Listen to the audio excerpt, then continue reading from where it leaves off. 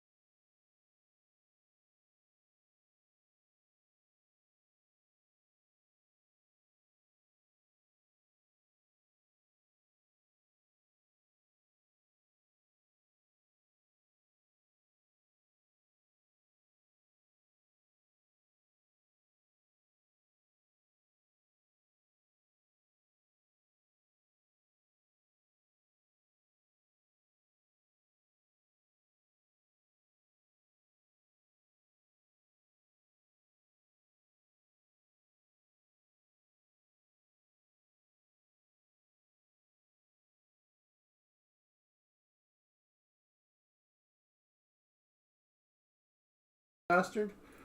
Oh, this is why we can't have nice fucking things. This is exactly why.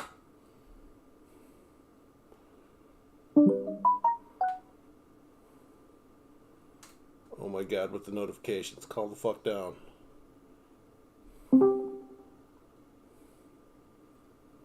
There we go. There we go. With this trusty steed by his side. Oh wait, I don't have a trusty steed. You're going to have to do as a trusty steed. I can't ride you though. So what kind of steed are you? Worthless. Worthless, dog. It's okay, you're still a sweet girl. But worthless. I haven't even grabbed my whiskey yet. I got a little sidetracked. I mean, how is it going to be books and bourbon with no bourbon? That is a very good question. How are we going to do this? Oh no. Okay, there's that. Oh, I don't like my hair. It's terrible. Always need to wear a hat or a hoodie or something. It just looks...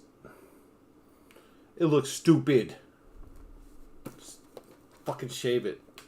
Just shave your fucking head, psycho. It's fine. It's fine. Okay. I was blaming the dog for farting a little while ago. Trust me, this is no peek in the goo. But it wasn't the dog farting. And you're like, well, what was it then?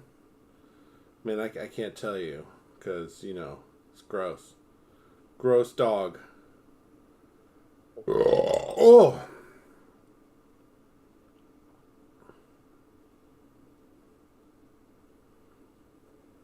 Oh yeah, we're just going to listen to waltzes. Oh. Well, of course, now the Bluetooth don't want to work.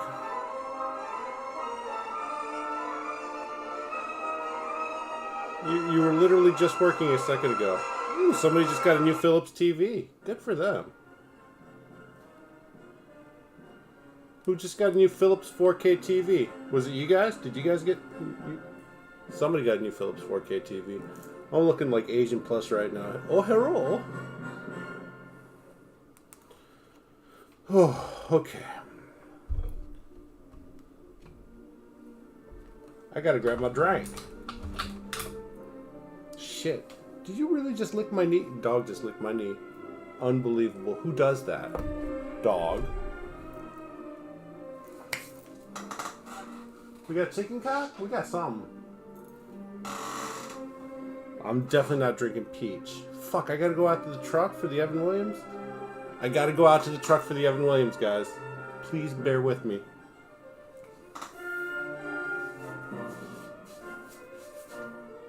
In the meantime, enjoy this lovely musical bit, and hopefully the dog will stop farting. I'm just kidding, it's not the dog. We've already been over this.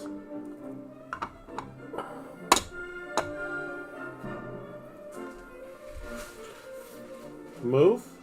Thank you. She's always in the way. Oh. Oh, wait, we got the Bullet Rye right here. Oh, and the Whistle Pig small batch. Yeah, I think we're going to do the Whistle Pig small batch today. Woo! Feeling fancy. So fancy.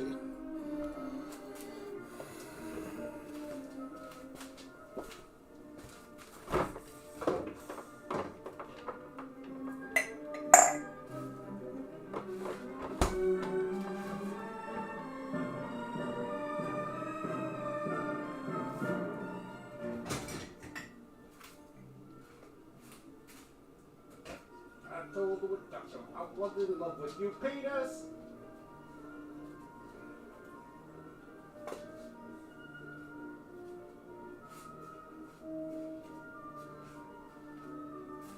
So we're just going to sit here and patiently stare at each other, lovingly in the eyes, until I have at least 3 or 4 people. I don't want to read to just one person. I can come over to your house to do that shit. Oh.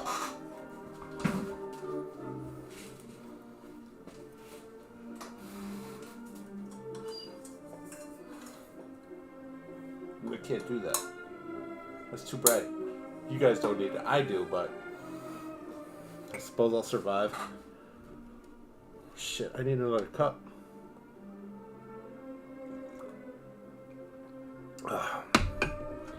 Skulls and bones. Skulls and bones, baby.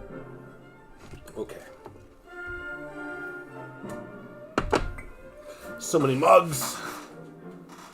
So little time. The hair just doesn't not want to sit back. It's bothering me today. More than usual. I don't know why.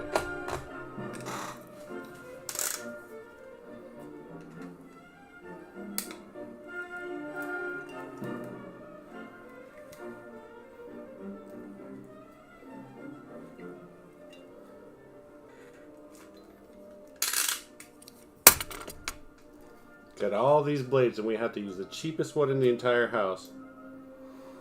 Ooh, oh, that smells nice. Smells like good times. Oh, bad decisions, good times, bad decisions.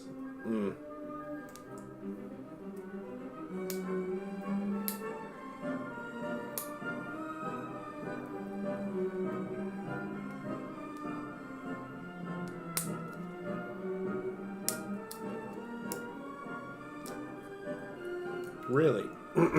Why are you being so difficult, you son of a bitch?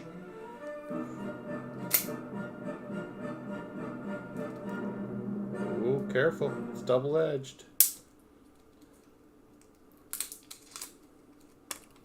There we go. Let's see. What's that? Oh, I can't read that small print.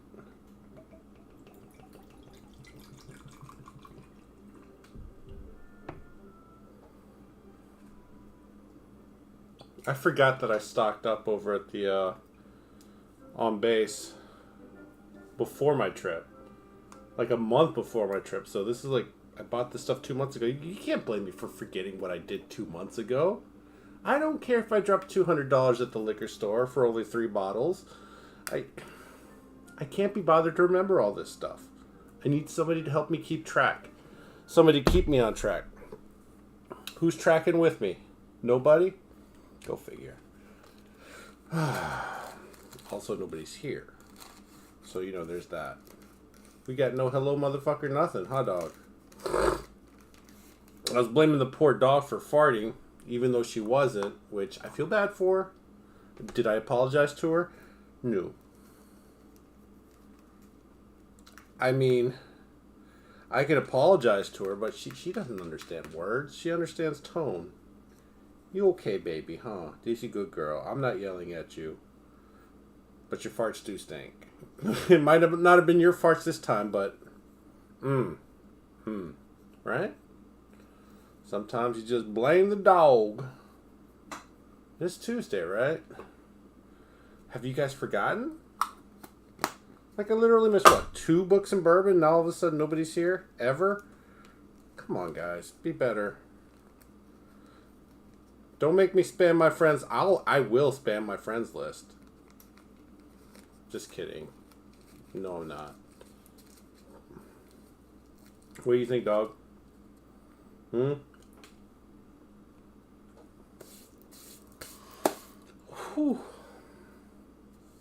Do we need our emotional support machete tonight? Is that what you're saying? Crimes Against Humanity. So, tonight's book, The 10 Worst Serial Killers. Yeah. Monsters whose crimes shocked the world. Because, you know, that seems like it would be nice light reading material. Why'd the music fucking stop? Listen here, fuckface Spotify. I was so angry. Oh, bitch, don't eat. No.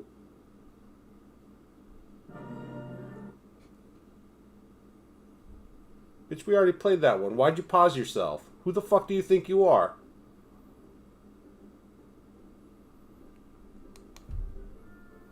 Okay, so...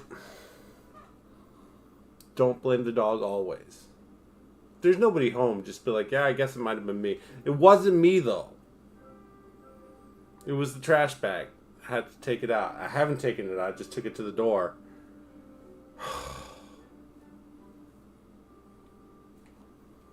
What are we doing? We're doing the books and bourbon. Who are we doing it for? Nobody. This might be a very short stream. Might. Oh, shit. What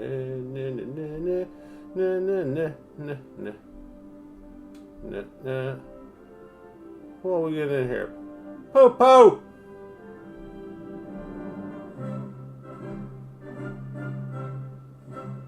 Bobbert.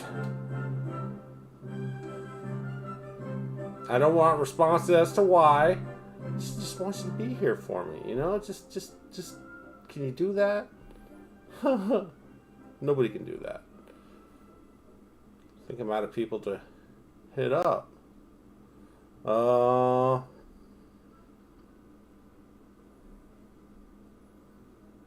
Yeah, I think that's it, you know.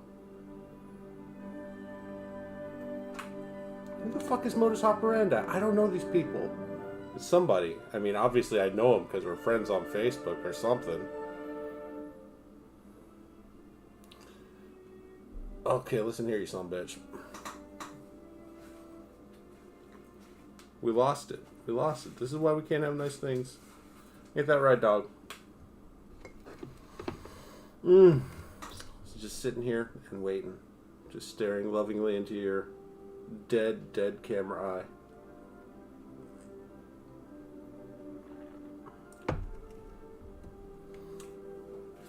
Oh.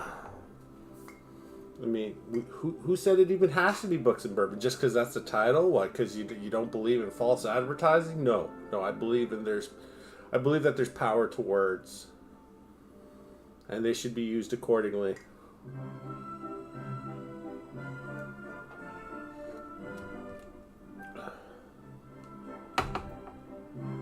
Ooh, that's weird. I haven't had this one yet. You sure that's rye?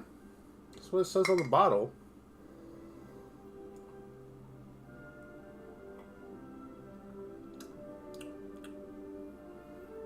Well, that should have been smoother. I don't know. Maybe because it is 10 years instead of my typical 3 to 6.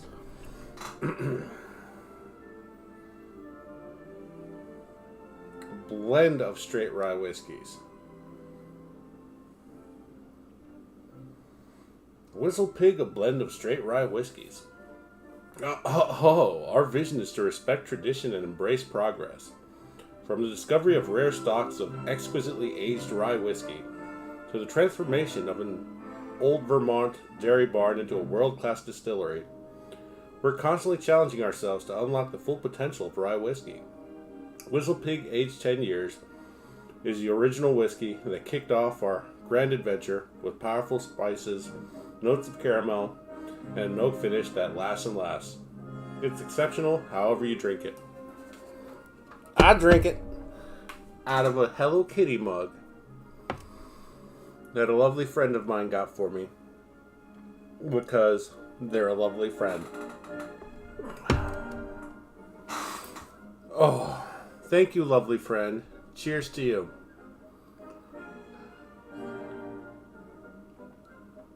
I would say good friend, but I don't know. I don't know what friendship is. Do you know? How about you? Do you guys know? Because I sure don't. I don't know what friendship is. I don't know what love is. But I do know what a decent whiskey is. And you know what? It's kind of like love on the inside. You know, just sure, it poisons you, and if you have too much of it, it will kill you. But isn't that what everything is? Moderation, kids. Moderation. Yes? No? Perhaps. Anyways, on tonight's offering, I've been meaning to get into this book for a while. Oh, it's got relatively large print. I might be okay with it. It's my old eyes. The 10 worst serial killers. Monsters whose crimes shock the world. We'll be getting into it in a minute. I'm just waiting for the kiddies to gather around. Hurry, hurry, hurry! You know, old Circus Barker kind of thing. Yes, no, maybe so? Perhaps. I do like the word perhaps. I knew this one guy many a year ago. His name was Klaus, and he loved being vague, but not to be difficult, but I think he just thought it was cute. You know, it's a yes or no question, he would always answer with perhaps. Good guy. I wish I knew his last name. Yeah, we were such good friends that I got in a big fight with the wife, and I went to his place. And poor bastard had to listen to me for a while. I have no idea what I said. It was probably really unimportant, dumb shit that was way too personal. But you know, that's why I'm here streaming, because I say way too much dumb shit and share way too much personal stuff without thinking about what I said until after I've said it, and it's just like, okay, statute of limitations, we should be alright. I've had a relatively mundane and uninteresting life this past decade plus, almost 2 decades, so I think most of my regular crimes, the statute of limitations is passed, so yes, statute of limitations. I don't think I've killed anybody lately, so we should be good. I don't leave the house after I've been drinking because, you know, sponsorable. I'm responsible. Dog, it's not even cold. Why are you shivering? Kick that dog. You gonna be good? You gonna be good? He's a good dog. It's a good dog. We rub your butt. You like it, freak. Anyways. We've already lost somebody. Well, what the shit? Can't talk about statute of limitations. Y'all want to see me go to jail? That's some bullshit. I thought y'all were my friends. It's okay. In my personal observation and experience and my own humble opinion, I don't think you ever really have friends in your life. I mean, there are people that are really cool for a little while and then they're just not. Not that they're not cool, they're just not there at all. It's not that they died, it's not that you had a falling out or a fight, it's just here one day, gone the next.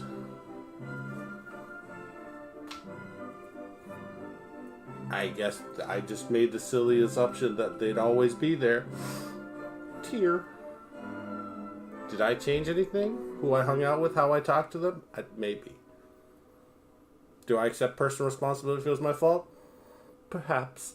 It's a little bit of that Klaus. I don't know. Pride is a sumbitch. It'll get you tied up sometimes. But it doesn't matter. None of it fucking matters. Come to this world alone and you leave the world alone. It's just a question of how many people you piss off along the journey, right? Right? Maybe? No?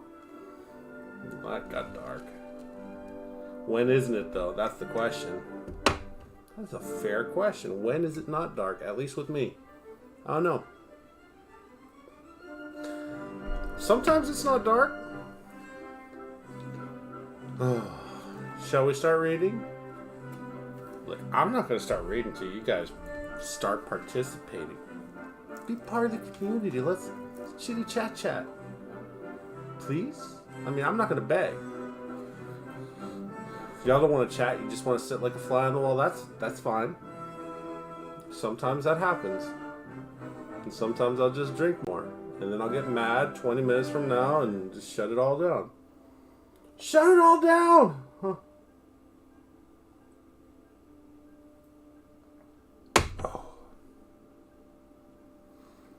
Oh, that will definitely clear your sinuses, though. Ooh! Whistle Pig 10. Aged 10. Could you imagine putting millions of dollars into a distillery and you have to wait 10 years for your batch to be ready? Then you gotta have some serious money to get into the bourbon industry. Sure, you can make cheap, quick bourbon, and that's the thing, but you know, to really have this, and the batch might not even be good. Like, you have to sit on it for X plus Y amount of time, storing it, and every year the amount you have is less and less because of the Angels share, because the Angels tax you every year. I think it's about 5% of the barrel through evaporation is lost, give or take. That's a lot. That's a lot. And for it not to be even really good at the end of it, well, that's even worse. Whew. I mean, a certain amount gets soaked into the barrel itself, and a certain amount evaporates as well. I tried the Jim Beam Devil's Cut, where they actually wring out the boards of the barrel, and it wasn't bad. It wasn't great either, but it wasn't bad. Well, you gotta like Jim Beam, to be fair. In my defense, I don't know too many people who do like Jim Beam. Weirdos like Jim Beam. Same weirdos who like Wild Turkey and SoCo. Ugh. That shit's just syrup. That's sugar water right there. You're drinking redneck Kool-Aid. Is that redneck Kool-Aid? Rich redneck Kool-Aid.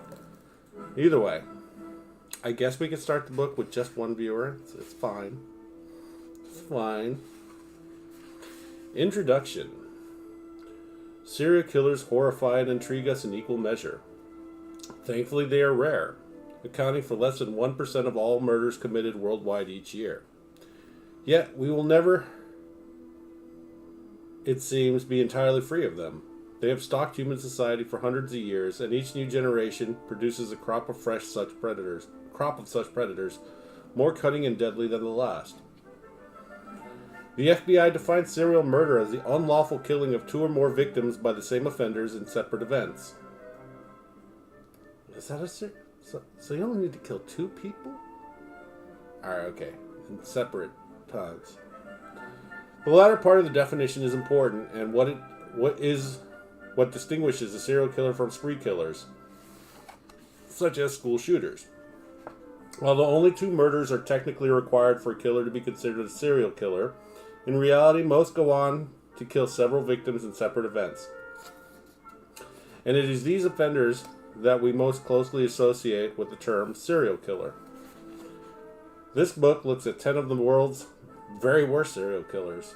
They have been selected not simply because of their high body counts. These killers are the ones who have most terrified the communities on which they preyed, and in some cases changed the history of the nations in which they operated. A particular killer operating at a particular time in a particular country can commit crimes that reverberate throughout history and become part of a society's collective consciousness.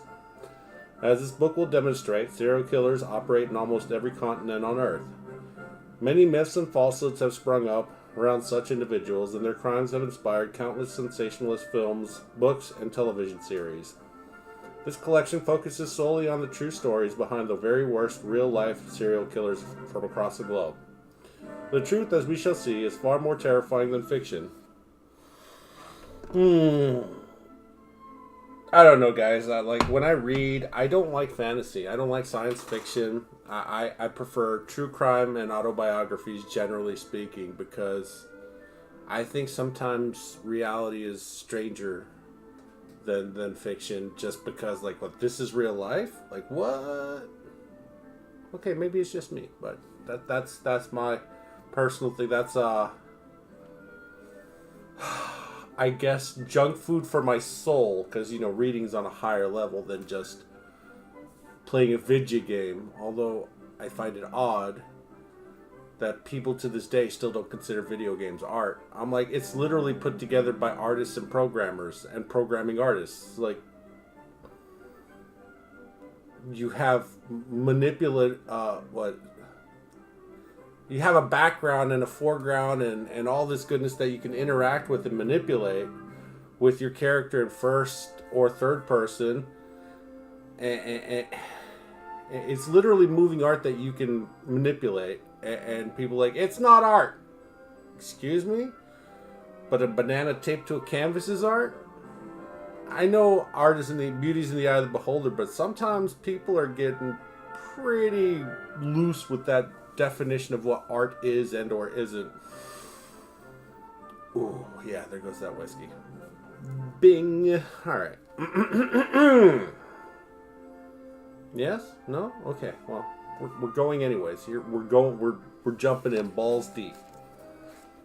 One pump and done. It's not what it says. Okay. Chapter 1. Luis Alfredo Garavito Cubillos, the Beast. In a lonely conifer forest on the outskirts of Villavicencio, 70 kilometers, 43 miles east of Bogota, two boys ran for their lives. One was a 16-year-old who had come to the forest in order to smoke marijuana. The other was 12-year-old John Ivan Sabogal, who had been taken to the forest at knife point, stripped and tied up. When his abductor pulled out a knife, John Ivan Sabogal had screamed for help, attracting the attention of the pot-smoking teenager. He found the young boy lying at the feet of a naked man and hurled abuse and then stones at the man. In panic, the man cut John Ivan's bonds and ordered him to run deeper into the forest. But the boy ran instead of towards his rescuer, and the houses of Villavicencio. What? But the boy ran instead towards his rescuer, and the houses. Dude, who the fuck wrote this? Damn it, Victor McQueen. That's why your book's on clearance. Reading are hard. Writing apparently is hard too. His furious attacker pursued both the boys through the forest and across a bridge over a creek, knife in hand. His name was Luis Alfredo Garavito Cubillos. He was the most prolific serial killer the world has ever known. I've never even heard this name until just now. Have you guys ever heard that name before? I mean, I'm like... I've got a pretty wide scope on serial killers through reading in my life, and this name has never come up once. But okay, let's carry on. The boys reached a farm where a 6-year-old girl was playing in the fading light of the April evening. They hid, and when the serial killer arrived, the girl pointed him in the wrong direction. The boys escaped and alerted the police, who immediately swarmed to the scene. Just a few months earlier, they had found the bodies of 12 children close by. A mob of outraged locals soon joined the frantic hunt, creating chaos and confusion as to who the hunters and who was the quarry. Night began to fall with no sign of the killer. Corporal Pedro Babativa ordered the furious locals to return to their homes, and eventually, showering the police with abuse, they complied. This guy likes showering abuse, doesn't he? He likes it. Soon after, from his hiding place deep in the woods, Luis Alfredo Garavito watched the headlights of the last police patrol cars sweep across the road back towards Villavicencio. Whatever, dude. Spanish are hard. Actually, Spanish is really easy. It's just hard to make that transition from Merc in English to Espanol. He brushed himself down and stepped from the trees. How did they know this? Did they ask him this? Like, okay, let's carry on. I'm questioning shit right now. I'm questioning this guy's writing style and his pacing. Whatever, okay. Clearly, he's a better writer than me because I've only written a couple short stories. Others have claimed or been suspected of more murders, but in terms of proven victims, Luis Alfredo Garavito is the worst serial killer in history. He was found guilty of 138 murders between 1992 and 1999. How have I never heard of 138? How have I never heard of this guy? Like, seriously, have anybody else heard of Luis Garavito? This guy, Luis Alfredo Garavito. Bro, this is literally my first time hearing about this guy. 138 murders and he's not even mentioned? Bro, he should be at the top of the list. Most of those guys barely hit 30, 40 kills. I mean, what? Was it Richard Ramirez, the Night Stalker? That motherfucker only killed like 7 or 10 people, maybe 12. I don't know. And he was just like the bee's knees because, you know, he's in the courtroom with the pentagram tattooed on his palm. What John Wayne Gacy? Like, that guy killed. They found the remains of about 25, 30 boys and young men. This motherfucker, 138? Bro, that's nuts. That is knuckin' futz.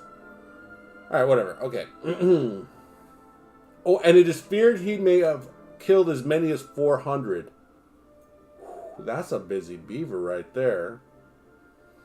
400 kills in 7 years by yourself? Holy fudge. Fellow countryman Pedro Alonso Lopez is the main challenger for the title of worst of the worst with 110 confirmed murders and the suspicion he killed hundreds more.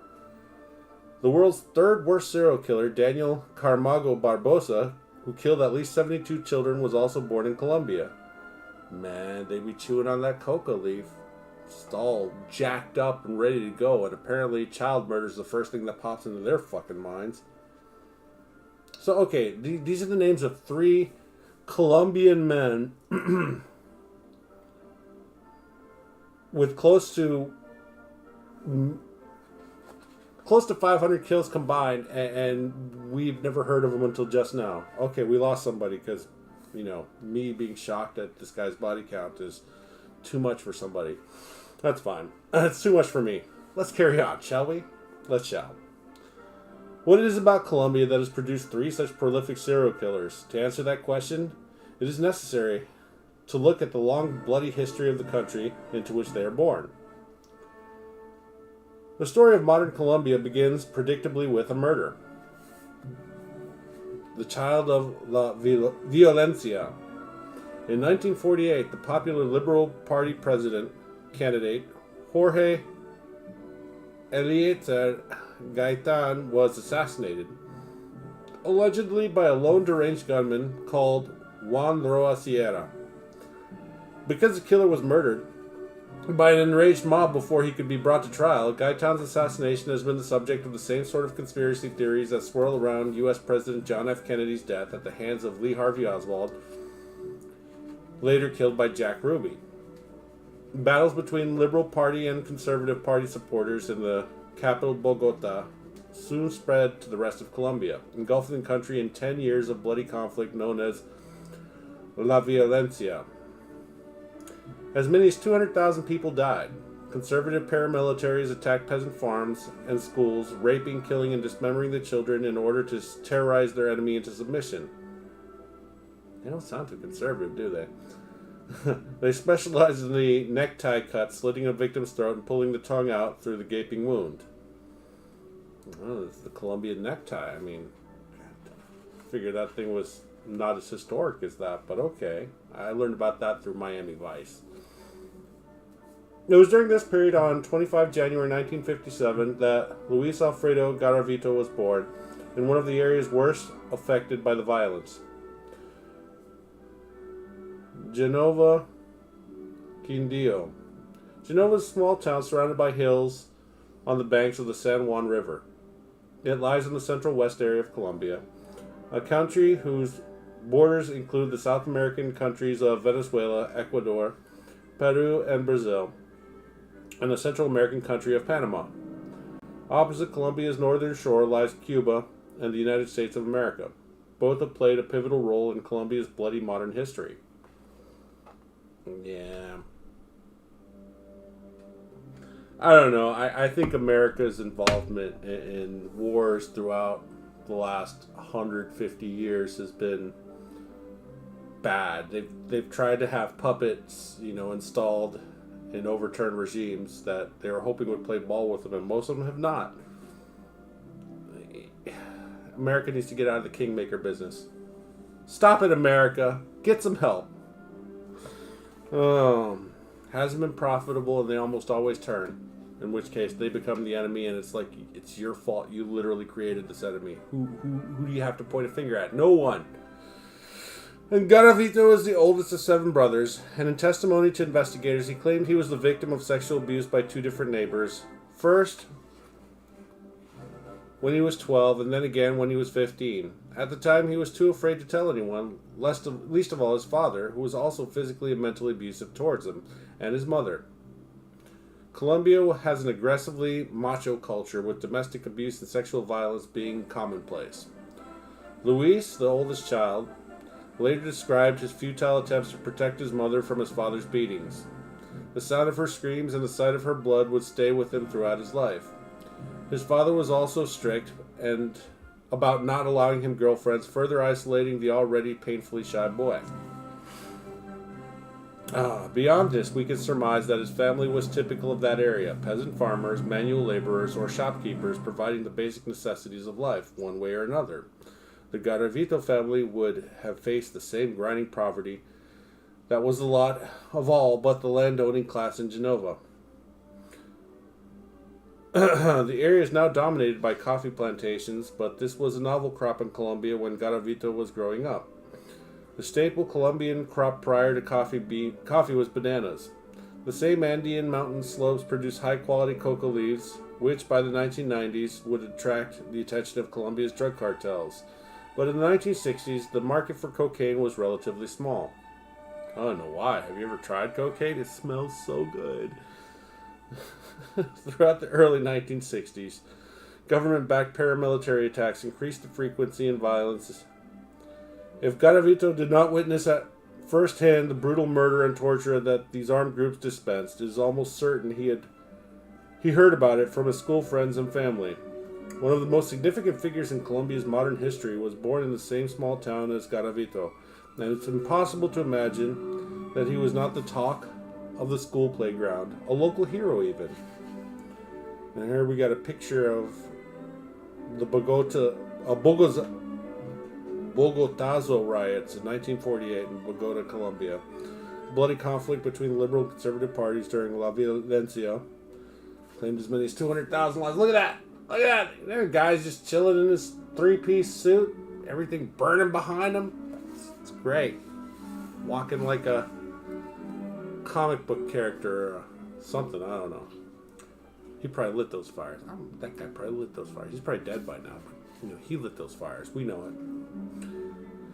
Pedro Antonio Marin, known to the world as Marulanda, leader of the notorious Revolutionary Armed Forces of Colombia, Fuerzas Armadas Revolucionarias de Colombia, or FARC, would take up arms against his government when Garavito was 7 years old. That decision would be a fateful one, not just for Marin himself, but also for the entire country. To date, nearly 250,000 people have died during the long war between the guerrillas, paramilitaries, drug cartels, and government.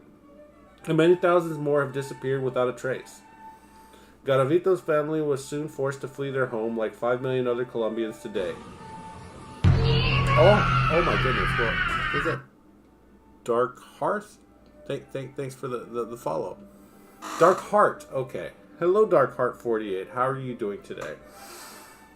You've come in on a great time. It's Books and Bourbon, and I'm currently reading The 10 Worst Serial Killers. It's me. Okay. It's a me, Mario. No, I'm Psycho Veteran. and you're Dark Heart 48. Welcome to the channel. Tuesday nights is Books and Bourbon. Wednesday nights are Bobby Ross Wednesdays, where I paint something. Instead of happy little trees, we make angry little manga. And yeah. Where's Roxy? She's by my feet. I was yelling at her earlier because I thought she ripped the most wicked fart. And she's like, I didn't do it. And it was the garbage bag, not her. So I felt bad, but at the same time, I was just like, what the hell did you eat? Anyways.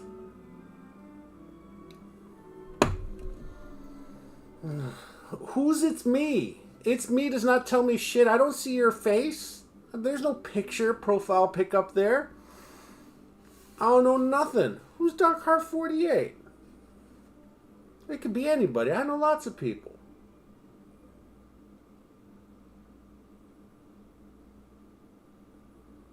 Oh, okay. It's Frankie. Frankie, why'd you create a new account? Somebody stalking you? Frankie's well guarded, Roxy. You need to know that. Yeah, she's well guarded. Am I picking up the dog? Is she waving hi? You can't get into that account? Well, that's a shame. But it's okay. Now I know who Dark Heart 48 is. Show God damn it. Okay, hang on. Come here, baby. Come here. Come here. Come here. Come here. Come here. Oh, stop playing. Don't make me bend. Stop. I mean, I could move the camera. That would probably be easiest on all of us, but who does easy? Come here, Baba. Come here. Shit ass. Oh, look at that little baby. Oh, look at the little baby. Oh, calm down. It's okay. What's you doing? You're like, don't pick me up. No, her mother's not contacted me at all since she's found true love. But, I wouldn't expect anything more from, anybody. True lust, love, whatever. I don't give a shit. Now, Roxy doesn't have a mother. She was just a holy divination that appeared out of thin air. And here's Roxy. Oh, you always friggin' pander for attention, but when I do pay you attention, you're freaking out.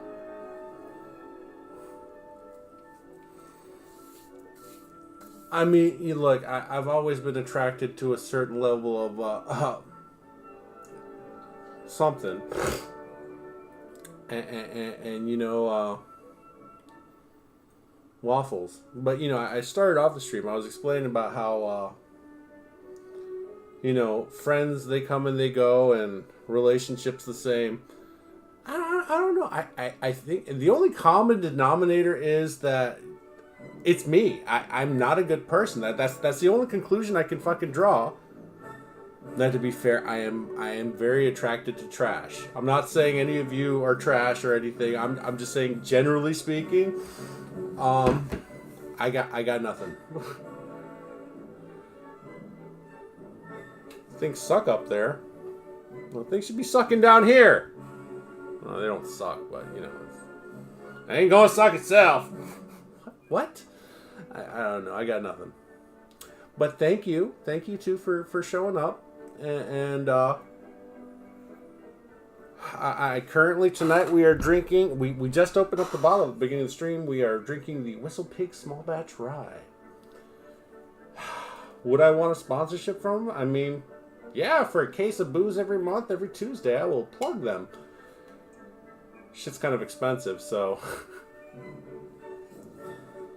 Oh, you're gonna get... No, she's so attached to me at this point. Like, I'm just a reluctant caregiver. It's not that I don't like her. It's just, I really wasn't expected to have a dog foisted upon me especially when it was only supposed to be for a damn month. Besides, I'm not trying to get in the middle of family. I'm just trying to get in the middle of everyone's heart. The long way.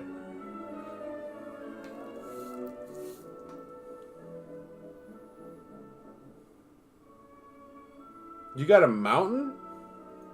I want a mountain. Roxy doesn't like the cold though. Her short hair, she's shivering right now. And it's 72 degrees in the house. Roxy, it's 72. Calm down. Well, we shall make plans or something sometime. I don't feel like going anywhere though. I mean, seriously, just driving up to Virginia and back twice in 1 week or twice in 2 weeks, I've had enough.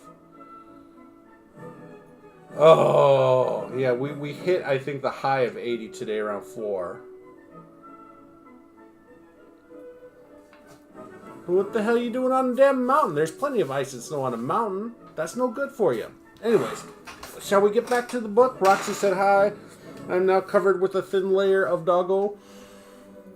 We're taking you to the damn groomers tomorrow. I'll be like, shave her bald or something, because her hair is shedding like mad.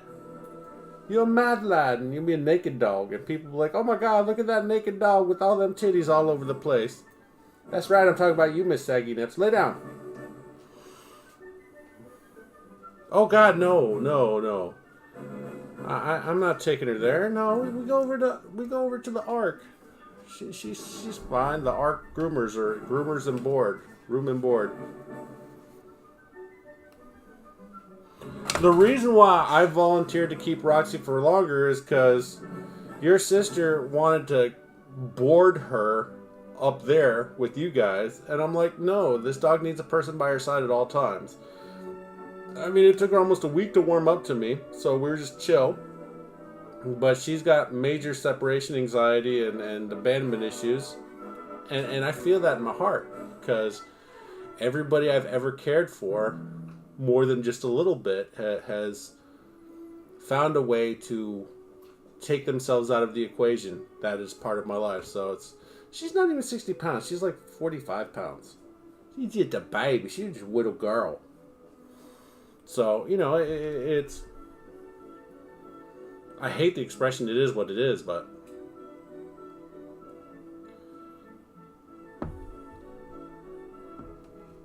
she's big enough for everybody's lap. She can curl into a small ball. She's just a little baby. She's looking at me right now. She's like, I know you're talking about me. Yeah, I'm talking about you, dog. I'm talking about you.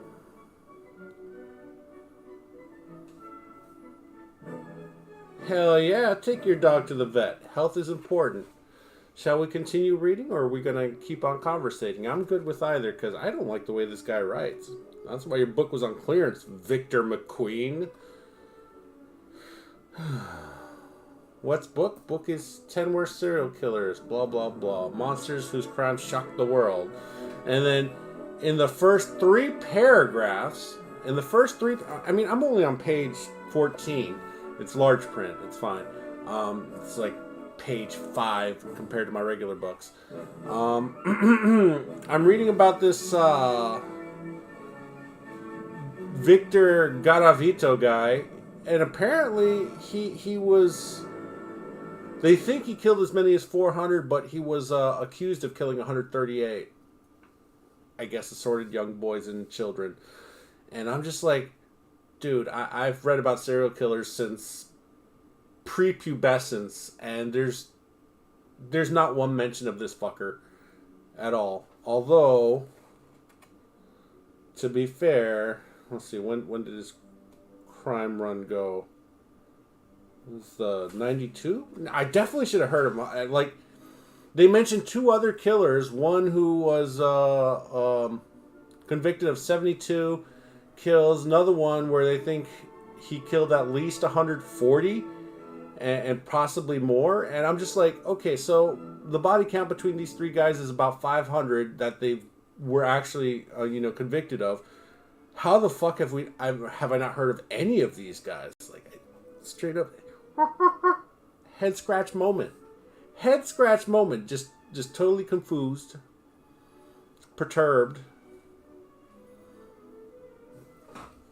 penis. Okay. Blah, blah, blah, blah.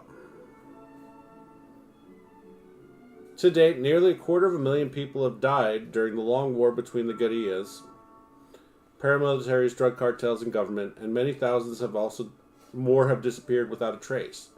Garavito's family was soon forced to flee their home like 5 million other Colombians today. They moved further west to the village of Ceylon near Trujillo, Valle de Cauca. Cauca? I don't know. Spanish is easy, but it's sometimes I don't know certain consonants. Contextually, waffles. Garavito the outsider. The young Luis attended the local Simon Bolivar school until he was 16. Teachers found him to be withdrawn and distant, but by no means unintelligent. He was prone to violent temper tantrums, which he later put down to some underlying frustrations at his own inability to be a better person. Ooh, I deal with that by drinking. Discipline in Colombian schools was strict at this time, with most teachers carrying canes and belts, so it is almost certain that Luis was beaten for his poor conduct. Classmates bullied him and mocked the bespectacled, meek outsider. The country was then, and remains today, fervently Roman Catholic, and we know that his religious upbringing made a profound and lasting impression on Garavito. From his early teens onwards, Garavito began to feel sexual attraction towards younger boys. His first sexual crimes were against his own brothers, whom he fondled as they slept. Then, while still a teenager, he attempted to lure a young boy away from the local train station. The boy started screaming when Garavito began to molest him, and Garavito was arrested by the local police. In response, his father threw him out of the family home. That's not an overreaction. Therapy is just a relatively recent thing. Sure, it's been available for a while, but, you just distance yourself from him, so, liability. Get away from me, freak! Garavito found work initially on a local farm, then drifted through a series of low-end jobs, often in warehouses in and around his hometown. He became an alcoholic early in his life, and it is possible he was already consuming home-brewed alcohol such as guarapo from sugarcane or chica from maize in childhood, a common phenomenon in rural parts of Colombia. His addiction meant that he was regularly fired from jobs. On at least one occasion, he was reported to have attacked a colleague. I mean, it happens. Sometimes some people got it coming. Garavito was forced to move from job to job. He dreamt of returning home to kill his father, but never had the courage to do so. He was now free, at least, to do as he pleased and meet whom he pleased. He associated with at least 2 women, one of whom he had met at a local church. The exact nature of their relationship is unclear.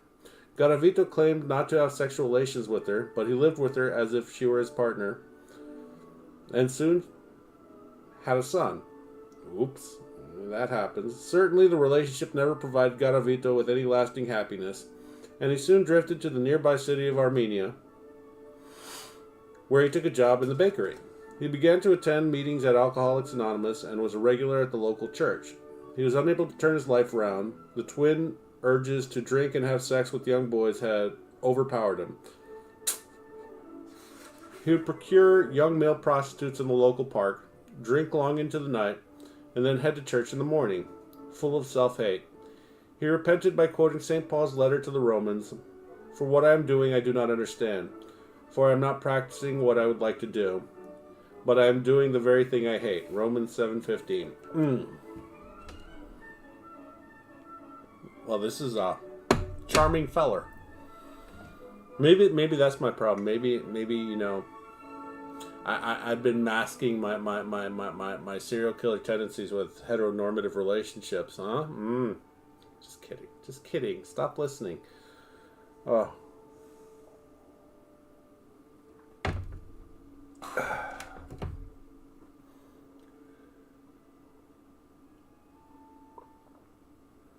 Be like Dexter? Well, the new seasons of Dexter, they totally forgot that Dexter's actually somewhat of a genius, because he doing some real dumb shit. And like in the first episode, I'm like, I think I'm done with Dexter. Like, I really wanted to watch it. Oh, well, old seasons are fine for the most part. He found yet another job, this time in a local supermarket, and for a brief while, his life improved. He met the second key woman in his life, Claudia, who already had 2 children, a boy of 14 and a young girl. Oh, god damn it. And a young girl. By all accounts, Garavito always treated the 3 of them well, but he could only ever be a husband and father figure to them, because his sexual interest remained with young boys. Many such children came into the supermarket, and Garavito's urge to molest them became an obsession. He later described it as a satanic force. I think that's my attraction to just physical touch, because I've had so little of it in my life. I mean, yeah, sure, I could last longer, but when you waited so long for something, sometimes it's hard. You just gotta put it right in your mouth. Wait, what? What are you talking about? I don't know, waffles? Waffles are delicious.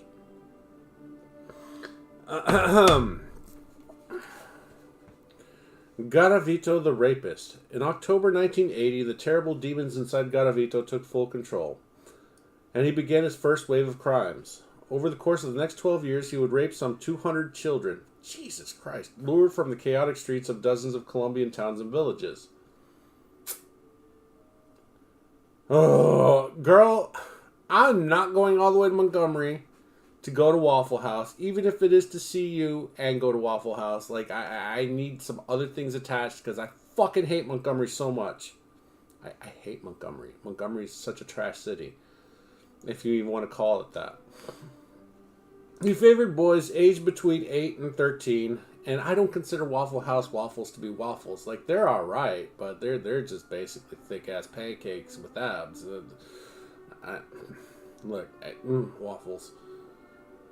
He favored boys aged between 8 and 13, ideally fair-skinned and blue-eyed. He lured them into sugarcane fields or to the quiet hillside coffee plantations, where he was hidden from view and could see anyone who might be approaching. His cover story was generally that he needed help with some task or other and was prepared to pay the child 500 or 1,000 pesos if they would do a small job. Often he took the children by taxi from the town center to the lonely outskirts, making friendly conversation during the ride. Well, here's a picture of Luis Alfredo Garavito Cubillos in 99. Yeah. Look at that monster right there. He just looks like a regular dude. You just never know. He always approached his victims during daylight. For one thing, he was scared of the dark. And for another, he knew that most children would not be missed for several hours during the day. It was entirely usual for children to help the family's finances by selling lottery tickets and papers to adults. The Garavito's promise of money offered them a chance to knock off from their chores early and perhaps have an hour or two to themselves to play. Garavito recognized that he needed help and visited a psychiatrist. He could not bring himself to disclose the shameful details of his sexual impotence with women and attraction to young boys. However, he ended up being diagnosed with depression. In 1984, he was admitted to a psychiatric unit for 33 days before being discharged, to be treated thereafter as an outpatient. It didn't help. He avidly read books on black magic and the life of Adolf Hitler, and watched the film Silence of the Lambs, which features a cannibalistic serial killer, 5 times. 5 times? Shut up. Okay. In 1986, he became obsessed with TV news stories of Campo Elias Delgado Morales, a teacher who murdered 28 people in the upmarket Pozetto restaurant in Bogota before being shot by the police. Garavito drifted to the city of Pereira and again formed a relationship with an older woman who had a son, Graciela Zabaleta. That sounds like a girl's name. Whatever. Okay. Again, they lived together as if man and wife, though no sexual relations occurred. You single ladies out there, damn. Watch who you invite into your homes, myself included. I could be a great guy. I think there's potential. Am I capable of being a great guy? I think I'm capable of being an okay guy. But, you know, Oh, yes, and there will be sex. What? Anyways, his predatory sex crimes against children continued, and Garavito began to find that inflicting pain upon his victims was more gratifying to him than sex. He would bite the child's nipples and burn their buttocks before raping them. Jesus Christ. Fucking monster. They weren't kidding. Over the course of the next 8 years, he raped on average one child a month, traveling throughout the coffee-growing regions of Circassia, Armenia, Galarca, Pereira, Santa Rosa de Cabal, and Manizales. He was briefly imprisoned for theft, but escaped detection for his more serious crimes until October 4, 1992. By the time he was finally caught in the act of assaulting a child, Garavito was already guilty of a catalog of heinous attacks that would mark him as the gravest kind of serial sex offender. Although consumed with self-hatred for committing these crimes, Garavito nonetheless meticulously recorded them all in a small black book for his own twisted pleasure. He hadn't yet crossed the Rubicon into murder, however. A lengthy prison sentence at this point might have saved hundreds of young lives, but it was not to be. The police officer who caught Garavito accepted a bribe in return for releasing him. Just 2 days later, Garavito found a terrible new excitement, and the catalog of murder began. What do you mean no sex? I can't be in a relationship without sex. I just can't.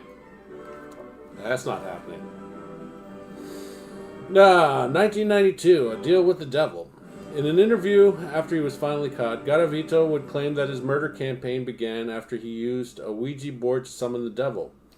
He felt the force possess him, and a voice said, "What do you want? Do you want to serve me?" When he replied in the affirmative, a voice told him to go commit his first murder.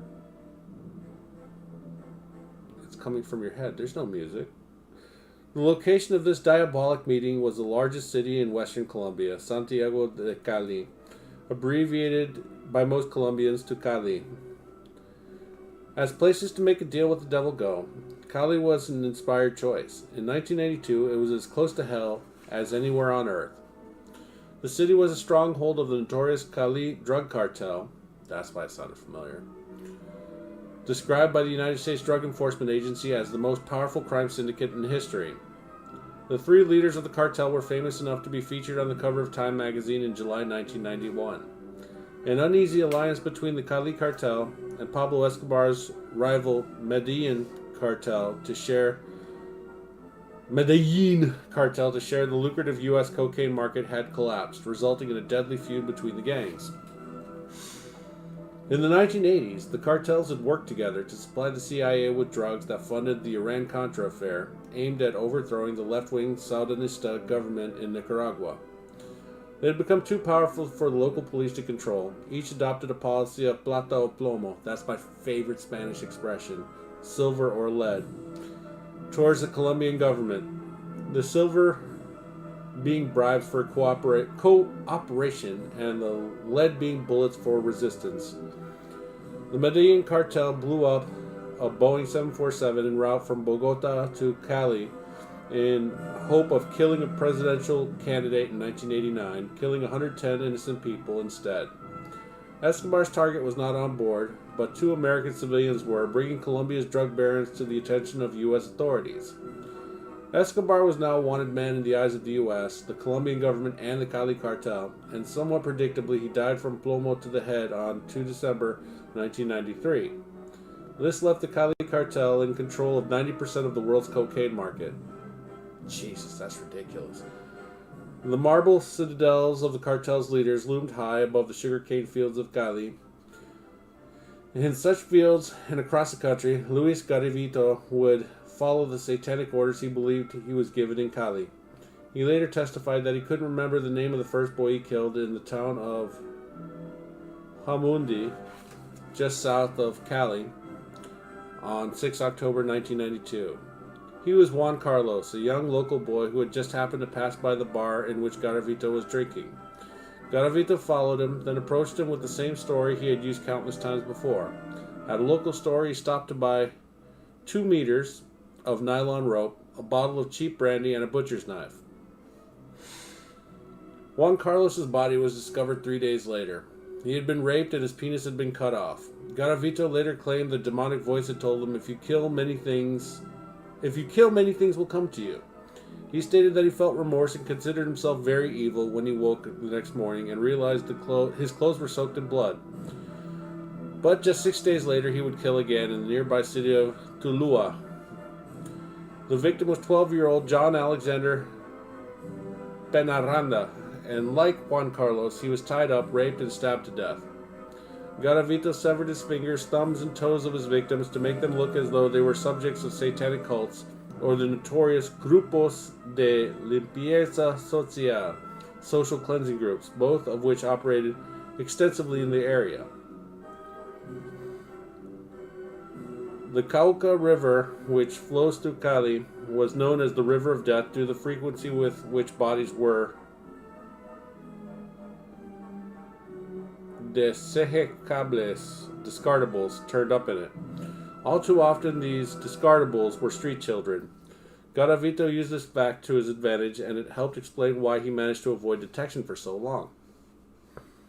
He also moved around a great deal and changed his appearance. Often he would dress as a priest, and he had a range of different wigs, hats, and glasses. Much of the time, he would blend in on the streets by selling low-value products on religious items, his favorite being pictures of Pope John Paul II and El Niño Dios, the baby Jesus. He would claim to be working on behalf of a religious foundation and often used a false name. Well, for as bad as he felt about doing this shit, it didn't stop him from doing that shit. I guess I'm the same way with food. You know, I hate the fact that I've lost most of my gains from the gym after working out for 5-6 years straight and then just eating like a pig and not working out anymore and getting fat, and it's just like, oh yeah, just eat this fatty bacon double whatever, and it's just like, oh, it's fine, and then the second you finish that last bite, you're just like, fucking fat fuck, yeah, stupid piece of shit. Anyways, 1993, becoming the Beast. Garavito's murders became ever more frequent. Right? I mean, to be fair, I broke it up in like a couple bites. You bought the fun size lasagna besides. Don't look at me. Oh, I bought another thing of lasagna and I made 3 meals, but this was like the family size. Garavito's murders became ever more frequent and ever more gruesome. In 1993, he began a horrific new practice that would become a signature for almost all future killings. 7 servings, my ass. They expect me to have a fucking soup, salad, and fucking breadsticks with that shit too, I'm sure. Because there ain't no way that bitch was 7 servings. How do you cut 7 servings out of a fucking rectangle? It's dumb shit. He disemboweled his victims whilst they were still alive. Holy shit. White people. I'm half white. You can pump your fucking brakes. I'm white passing though, I think. Maybe. Some places. He frequently ended their torment by beheading them and taking out their vital organs, which were almost never found. He butchered a total of 11 children in this fashion in 1993, moving between the capital Bogota and the towns of Armenia, Kibaya, and Calzada in the west. His last crime of that was very nearly his last crime ever. In Tulua, a 12-year-old victim fought back with a knife, severing the tendons in Garavito's thumb before the child was overpowered and killed. His death was mercifully swift compared to the murderer's other victims. The following year resulted in the murders of a further 27 children. He painstakingly recorded each and every killing in his notebook and kept his bus tickets and newspaper clippings related to the children in a black cloth bag. He would later photograph many of the children before he attacked them and kept the photographs too. Whenever the bag of mementos grew too unwieldy to carry, he would take it to his sister's house and leave it there. What the shit? In 1995, whilst in Bogota, Garavito fell and badly broke his leg. He walked with a distinctive limp from then on, a detail that helped lead to his eventual arrest. Garavito's murderous rate also slowed, at least whilst he was still on crutches. Get back here! Get. Oh my god, I watched this one dude get shot by the police. He was a double amputee, so he was cut off like right around the knee area, like Cotton Hill, Hank's dad, King of the Hill. And he was hobbling on his little nubs in his hands with a big old 12-inch freaking kitchen knife on him, and he got shot by the cops, because, you know. Now you're thinking, how fast could a guy on nubs possibly move? He moved fast enough, and they didn't get a good hit with the tasers, so people are like, you didn't need to kill him. Well, before that happened, though, he did stab a person in the chest with the 12-inch fucking butcher knife, but, you know, that's besides the point. Let's not worry about what happened prior to that. A knife is a deadly weapon, people. Are you telling us that cops should be armed with knives too, and they should have a knife fight like in the old days of Counter-Strike? How about you don't attack people with deadly force using anything? Not the cops, just people in general. No? Okay. I mean, they don't have 12-inch kitchen knives on them. Stop it. Stop it. Stop that. I ain't fighting nobody with the fucking knife. If I got the shot and he ain't... 6 inches is a really big fucking knife. Most do not have 6-inch knives, I can guarantee you that. Maybe like a 3 or 4-inch folder or auto knife, but not a fucking 6-inch knife. The following year in Tunja Garavito was arrested in connection with the disappearance of a local child, Ronald Delgado Quintero. His description matched that of an eyewitness. The smooth-talking serial murderer managed to convince the police that he was a poor, innocent street vendor who had been singled out because he was disabled. He was released. It was for the murder of this child that Garavito would eventually be convicted, but that, alas, was many years in the future. The killer changed his appearance once more and stepped onto a bus heading north to Risaralda. 10-year-old Jorge Andres Brown Ramirez who sold sweets to the passengers on such buses, would be his next victim. By the end of 1996, Garavito's notebook of death reached the grim milestone of 100 victims. That's impressive. I mean, it's impressive in a really dark, grim, sick, twisted way, but it's still 100 it's respectable. His name was now in the Colombian police system, at least, insofar as Colombia's police had a system in 1996. I'm not impressed like, oh, way to go, champ. Like, no, it's just, that's a lot of bodies, even if they were children. So we'll count it as 50, because, kids are small. Nobody in the country had yet linked the disappearances of children in different provinces, and so there was still no coordinated investigation into the case. In fairness, what seems obvious in retrospect was not so clear at the time. Due to social problems in Colombia, children disappeared in far higher numbers than more stable, developed countries. Parents often did not even report their offspring as missing, for fear of reprisals from cartels, criminals, or corrupt police officials. When bodies were found well preserved, the fact that they had been cut open led to suspicion that they were victims of the dark trade in human organs. But Garavito usually dumped the bodies of his victims in sugarcane fields on the outskirts of the city, where the moist environment and activities of animals meant that they often only scattered bones remained by the time they were found.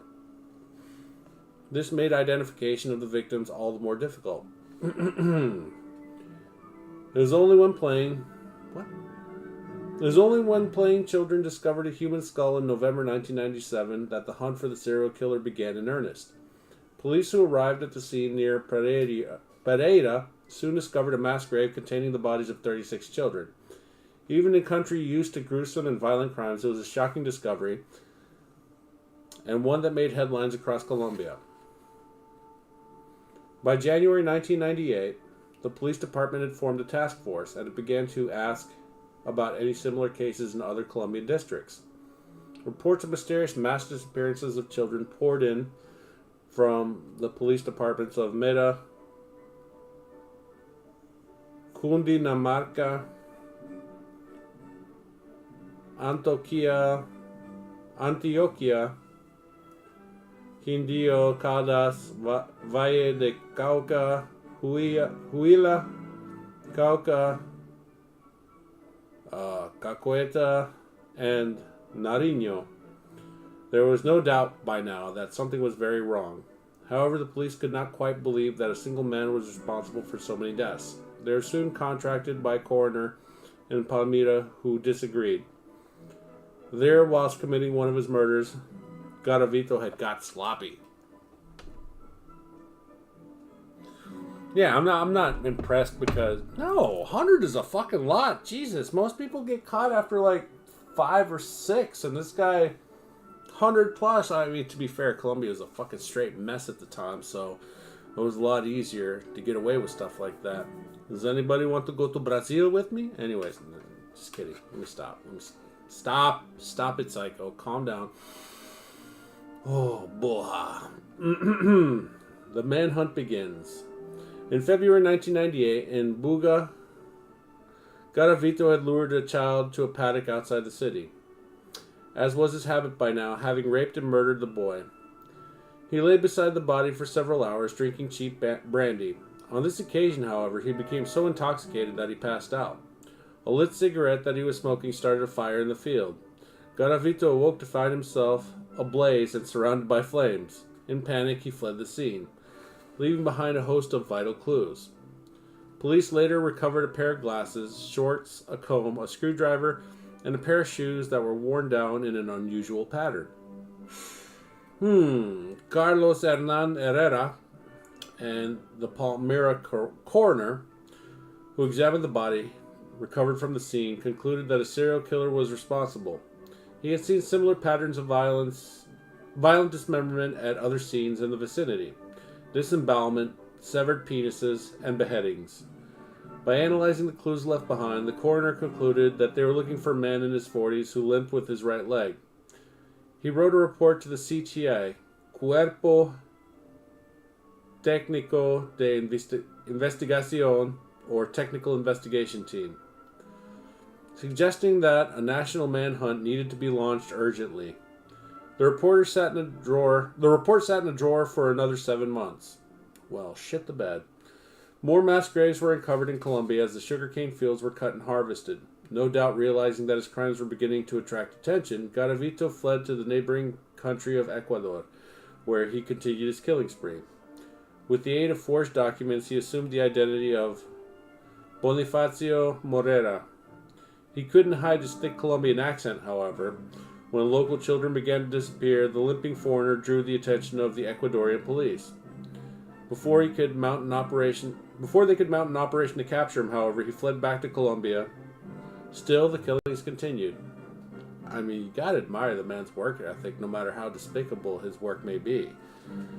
It was an extraordinary coincidence that eventually connected the name of Luis Garavito to the wave of murders. Detectives from the investigating teams in Armenia were discussing the case when they happened to be overheard by a secretary. She had previously worked in the city of Tunja, where Garavito had been arrested and questioned in 1996 over the disappearance of a child. He had fled that area after his release, but when the body of the child was found, police had issued an arrest warrant for him. The secretary at Armenia had written that warrant in Tunja and recognized the similarity between Tunja and Armenia cases. The police began to investigate Garavito. They visited his sister, who informed them she didn't know his whereabouts, but revealed that he asked her to keep some of his personal items. One of those items was a black cotton bag Garavito had stuffed full of mementos of his crimes. The bus tickets placed him at the time and the place of each major crime scene. The police finally knew the identity of the killer. The only problem being that they had no idea where Luis Alfredo Garavito Cubillos was. That's insane. Man, his sister didn't even look into the bag that she was holding on for him? My family's nosy. They would have been all up in that shit. I'm not saying I don't trust my family, but if I'm going to be doing dirty shit, I'm not going to leave a giant bag of evidence with them. It's crazy talk. Don't do it. It's a trap. Whiskey.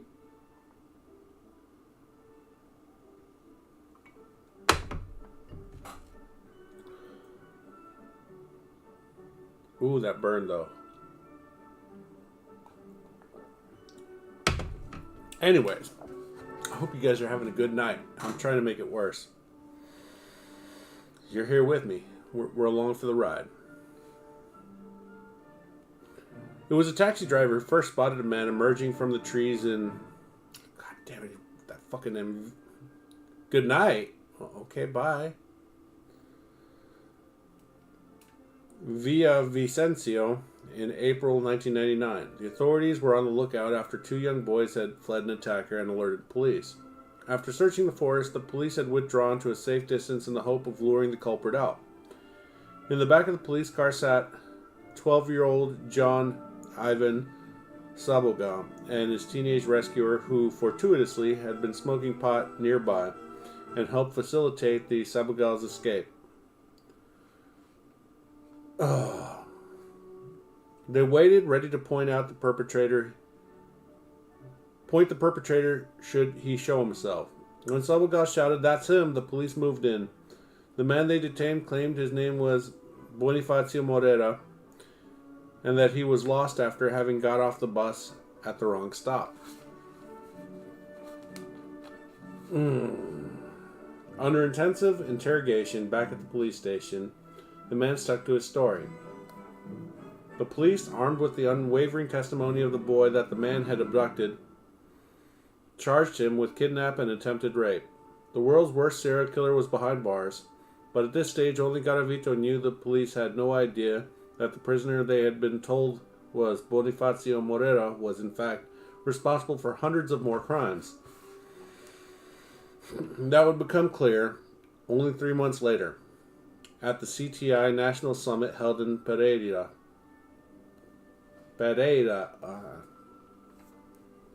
Getting tongue-tied over here. There, detectives from across Colombia compared notes, photographs, and fingerprints. The prints of Bonifacio Morera matched those of Luis Garavito, and the photographs confirmed that he was one and the same man. Ooh. On Friday, 28th October 1999, Bonifacio Morera was taken to court for what he believed would be a single charge of kidnapping and attempted rape. It was only when the judge bellowed, "Citizen Luis Garavito Cubillo, stand up," that he realized his predicament. He was charged with a total of 118 murders. Shortly afterwards, he would confess to all of them, and to 24 others that the police had not yet linked to him. He explained the system of recording each and every death in his notebook with a horizontal line representing a victim. There are 140 such lines in the book. It is feared that there are other such little black books that have never been found, and that Garavito may have killed as many as 400 children. In the end, on 13 December 1999, he was found guilty of 138 murders. But he confessed to 140? Why didn't they convict him for 140? Whatever. And sentenced to a total of 1,853 years and 9 days in prison. That's a lot of years. But could be released any day now. The Colombian Constitution, written amidst the bloody violence of 1991, was designed to protect its citizens from the worst excesses of corrupt and dysfunctional governments. As a result, it is one of the most liberal constitutions of the world. Not only is the death penalty prohibited, but life prison terms are too. Sentences must be concurrent, not consecutive, and the maximum sentence in 1999 was 30 years, since doubled to 60. Because Garavito pleaded guilty, the Superior Court of Bogota reduced his sentence to 22 years in 2006. He's entitled to further reductions due to irreproachable conduct during his time in prison. Working and studying in prison entitles inmates to a 4-month reduction in sentence per year. What the shit? The same liberal constitution prevents the extradition of Colombian citizens to foreign countries such as Ecuador, where Garavito faces a further 22-year prison sentence for the murders he committed there. If he walks free, he will follow in the footsteps of Pedro Lopez, the world's second worst serial killer, also from Colombia. Lopez, the monster of the Andes, was convicted of murdering 110 young girls in 1983 and walked free in 1998. He was required to report regularly to the authorities in order to continue his psychiatric treatment, but almost immediately disappeared. Son of a bitch. Interpol released an advisory notice for his rearrest in retaliation to a fresh murder in his hometown in Espinal, Colombia in 2002. His current whereabouts are unknown. Dude, so this guy might be up for parole? That's knuckin' futs. Okay, so I guess I'm gonna call it there. I don't think I can do another chapter.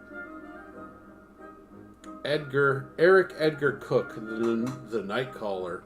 That's chapter 2. We'll get to that one on a later date. Next week, Tuesday.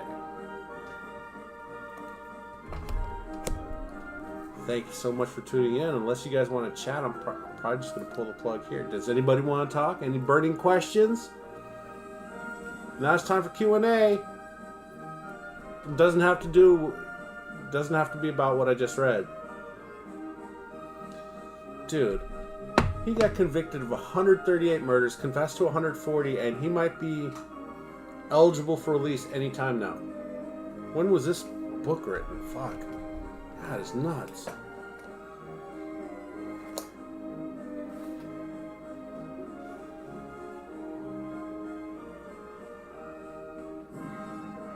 Where's the dates?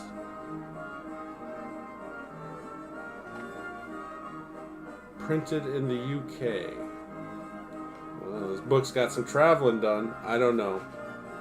Well, either way, this is nuts. He should be due to be released because no excessive punishment.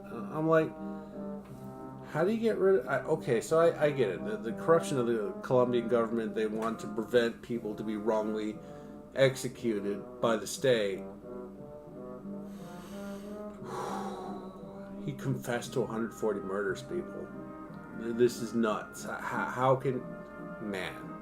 How have I never heard of this guy until just now? I feel like, I mean, even though it was, young boys and children that he murdered, still, that's 138 that he was convicted of, confessed to 140, and they're thinking that it might be up to 400 victims that he had. Oh, that's rough. That is rough. You know what? I'm just gonna drink whiskey and ramble on about how nuts this guy is, because he's still alive, hadn't been killed in jail. And apparently he's a model prisoner. Maximum sentence of 30 years. He's convicted in 98 or 99. So, yeah, he's got a couple more years. Oh, wait. If you're a model prisoner and you read books in the library, they take another 4 months off your sentence every year. Yeah, he should be out any time. Somebody Google this guy. You know what? I'll do it. Oh, Google?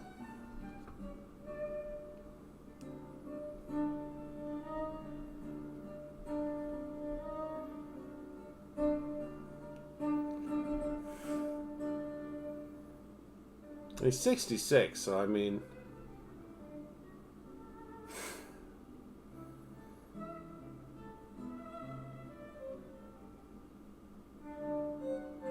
When was his... Okay, he's 22 years, but you take off 4 months. I mean, he could be out any time now.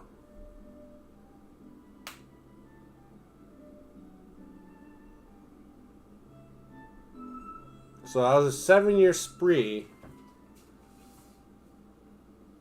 140, so that's the... Jesus, man. That's 70 per year. He was a busy beaver. Let's just put it that way. Jesus, it's fucking stupid. Oh. Anybody got anything, or we just done? Whiskey? Okay.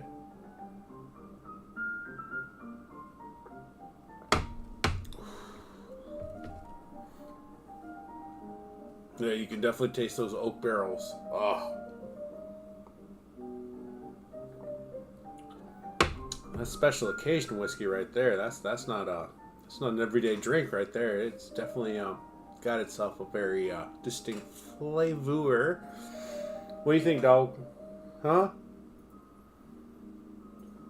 Dog's just laying here next to me. She just sleeping. She don't give a shit. Anyways, well, since nobody has any burning questions or anything else, I guess we'll call it here. What's it, an hour and a half, if that? That's all I got. I can't crack into another chapter. That shit's pretty fucking heavy. Got a bit to digest. On that note, I'll be back tomorrow with Bobby Ross Wednesday around 8:30, 9 o'clock Central. I'd love to see you guys back for that. And if not, well, have a wonderful everything. Something with words. Penis. Bye!